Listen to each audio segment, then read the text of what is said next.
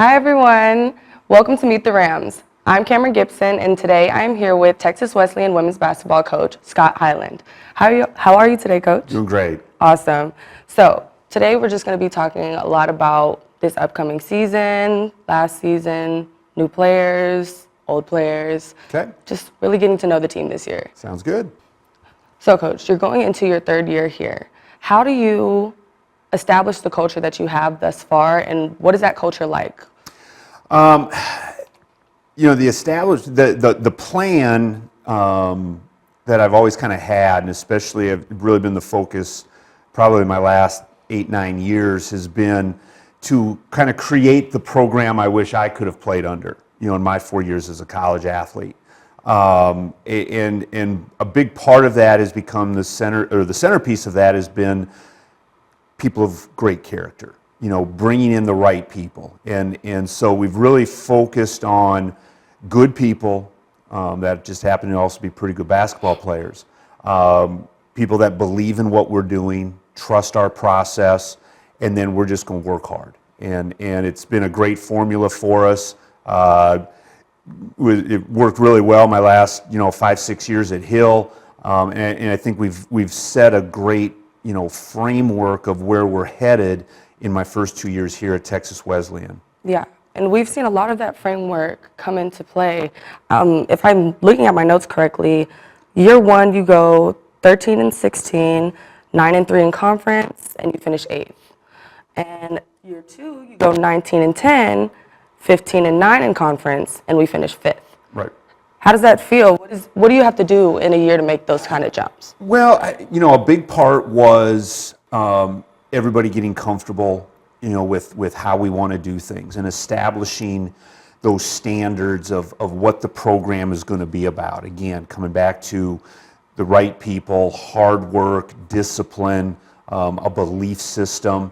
And so, and some of that, again, just I think the student athletes getting comfortable with me getting a better feel for what everybody was capable of doing, because for the most part, it was the same people from year one to year two, a couple of additions, but for the most part, the same people. And again, I think a lot of it was just that level of comfort and an establishment of how we're going to do things, how we're going to operate, and then moving forward.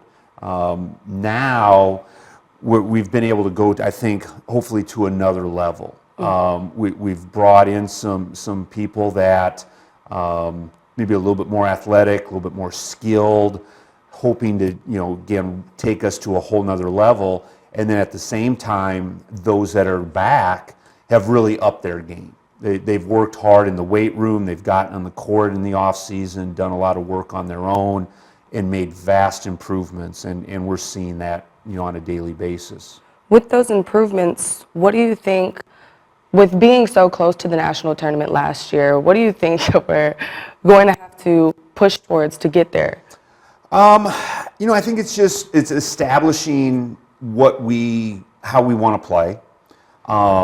What does that process look like? And then, going out and executing it. Mm-hmm. Not trying to do anything outside of who we are and what we've identified as, how we want to play, but, really, again, believing in our system, believing in our process, the people on the court, and just working hard every day at it. Right. And that's, we talk about that on a regular basis, whether it be on the basketball court, in the weight room, in the classroom. We want to have a plan. We want to get after it, and just, work the process. Yeah. Well, working that process with the 8 returning players, do you think they're understanding, what their leader role is and returning and? Yes, definitely. It's interesting. Again, you kind of bring up leadership. I was listening to a show on the radio the other day, and the comment was made about leadership and. Is it a person or is it a moment? And it really got me thinking about, we have people in our program that, without a doubt, you can see leadership qualities. But there's others that, again, at any given moment are ready to step up and take a freshman under their wing, take them to the side and show them, this is what coach is trying to tell you, but he's not doing a really good job of it right now. Yeah, that's you awesome. know, and so again, they're seizing the moment to be a leader. And I think, again, in the big picture, I hope what has happened is, again, the environment, the culture that has been developed, they feel that freedom of being able to make those decisions, take those people and show them the standards that have been developed over the last 2 years. And that's where, again, what's so exciting for me right now is seeing that growth and development of our seniors, our juniors, helping the younger ones along. It's really, and again, I think going to pay off down the road because they can teach each other so much more than I can. They really can. Of those returners, you have Kamryn Phillips. She made second team All-SAC last year. Yep. What do we see coming from her this season? She's gotten even stronger physically. You can really see it both upper body as well as in her legs. I mean, she's got a little extra bounce now this year. Nice. In the lane, she just, people just bounce off of her and she's able to get shots off. Much stronger, I think, rebounding, ball handling. And so there's a confidence about her now. When we play, she's not forcing things. Right. She's understanding that, how the game can be won, not just played, but how to win. And so she's more apt to just kind of sit back, watch, observe, who can do what, how's the game unfolding, and now when is it time for me to take over? That's awesome, yeah. I'm seeing that on a daily basis in practice, and it's just really fun to watch, especially her and Sophia Hurtado. They've just got a great feel for each other. They play off each other really well. They just can give each other a look, and they already know, yeah, we're doing this. And something happens. And it's nothing that we've practiced necessarily. It's nothing that we've, called. They just understand what does it take to win, and they go out and do it. That's awesome. I can't wait to watch them, honestly. Yeah, it's fun to see on a daily basis in practice. Right. Well, we've talked about returners. What about the newbies? The freshmen? We've got a lot of them. 6 newcomers, 3 true freshmen. Janae Moore from Wagner High School down in San Antonio. They were state finalists, runner-up, and she played a big role on that team. Great shooter, great defender. Elena Hill, also from down there in the Bryan College Station area, a long athlete that can score. Rita Schumann from down, again, College Station, very raw talent, but very athletic, 5'11". And then the transfers, Nyla Richardson from Blinn, very explosive scorer, can shoot it, great at getting to the paint, and again, a great defender.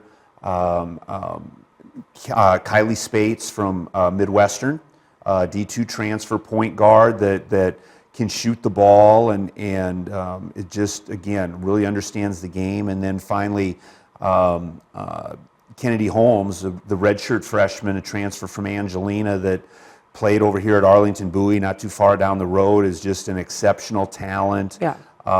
Defensively, great athlete, and is just doing great things on the floor. That's amazing. How are we seeing most of them? Are they flowing? Are they all meshing together, or has it been a process? It's still a work in progress. We kind of, again, we're playing with right now a couple of units, that will run, every couple minutes, bring a fresh 5 in. Both units kind of offensively are a little bit different. Defensively, they got some different presses that they can throw at you. And so it become very difficult to prep for, I think. Yeah. But they're really, both of them are growing and developing in their own ways. One group has really took off early on offensively, and now they're really finding their way defensively. The other one has made huge progress offensively here lately as we've kind of learned, what are they good at? Where can we see some scoring?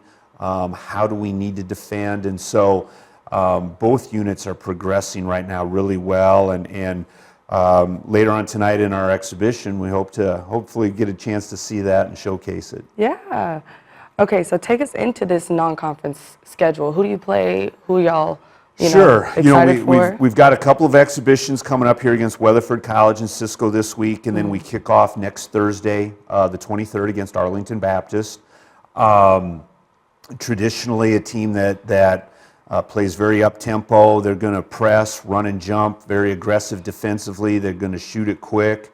It'll be a good test for us. Yeah. Then we go on the road. We'll play LSU Shreveport, which was a national tournament team last year. Very strong program. And then we come home for our classic. We'll play Texarkana and LSU Alexandria. LSUA, another national tournament team. And then we wrap up the non-conference season going down to San Antonio, where we'll play Our Lady of the Lake and Texas A&M San Antonio, who probably will be one of the favorites in the Red River and a potential national tournament team. So it's a very challenging non-conference schedule. It's one that I think will definitely get us ready for the Sooner and what's to come. So in that Sooner, do we think that we have, high hopes of being in the top 3? That we'll see. We'll see. Preseason poll should be coming out soon. Yeah. I feel good about our group. A lot of teams around the league did lose a lot. We probably have as much back as anybody in the conference, which I really like our experience. And I think, again, the newcomers that we've brought in have really helped elevate, the talent level, the athleticism. And so, we'll see. Are there any games that we're circling, or are we just going through it one at a time? One game at a time. Right now, I'm actually amazed I remembered all 6 of our non-conference. No, I was impressed. I've been so locked in on just let's get through these 2 scrimmages/exhibitions, and let's get to Arlington Baptist. So there's a lot of challenges ahead. And when we open up, and again, I'm not even sure who we open up conference with, but I'm just hoping, we're making good progress at that time, and we'll be ready to go. So I'm not going to hold you for too long. We have one more question, and that is, what is your favorite Halloween costume that you've been over the years? We know that you're, famous for your Halloween costumes. So what is your favorite that you've done? Well, and that's my wife. Halloween is my wife's favorite holiday. Yeah. And so she demands that, I up my game come Halloween. And so, last year I was Deadpool. I have a lot of fun being Deadpool. 2 years ago I was Ken, and actually was Ken on the show.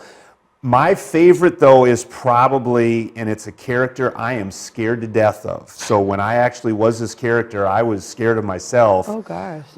I was Pennywise from It. Yeah. This was about 4 or 5 years ago, and my wife Yvonne did my makeup. She did an amazing job. I'm trying to talk her into letting me be Pennywise again. She's kind of reluctant just because she doesn't want to put in the work, I think. But that's understandable. We'll see. I'm trying to go for Pennywise. At the end of the day, it will be my wife's decision. Smart man. Thank you so much, Coach. Hey, thanks, Cam.